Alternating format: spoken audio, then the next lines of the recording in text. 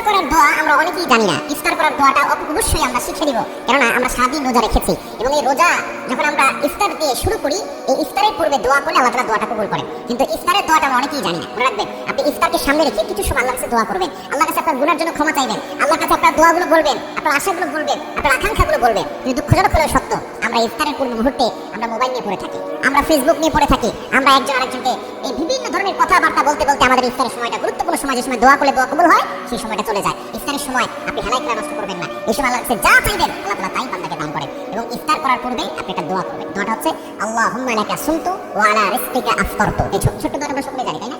ইফতারের পূর্বে আপনি দোয়াটা পড়ে নেবেন। এরপরে সর্বপ্রথম আপনি খেজুর দিয়ে ইফতার করবেন। নবী সাল্লাল্লাহু আলাইহি ওয়াসাল্লাম খেজুর দিয়ে ইফতার করতেন। খেজুর দিয়ে ইফতার করার ভিতরে অনেক বরকত রয়েছে। খেজুর দিয়ে ইফতার করা শুরু করলে বর্তমান চিকিৎসা বিজ্ঞান বলছে, যেহেতু সারাদিন আমাদের পেটটা খালি থাকে, এই খেজুর দ্বারা ইফতার করলে আপনার পেটের ভিতরে বড় ধরনের সমস্যা হবে না। দুঃখজনক হলেও সত্য, আমরা এই খেজুর দিয়ে ইফতার করার পরে অনেকেই ভাজা পরোটা বেশি খাই। ইফতারের সময়টা কম খাওয়ার চেষ্টা করবেন, কারণ সুস্থ থাকা প্রয়োজন। সুস্থ থাকতে পারলে আপনি আল্লাহর ইবাদত করতে পারবেন। এজন্য ইফতারের পূর্বে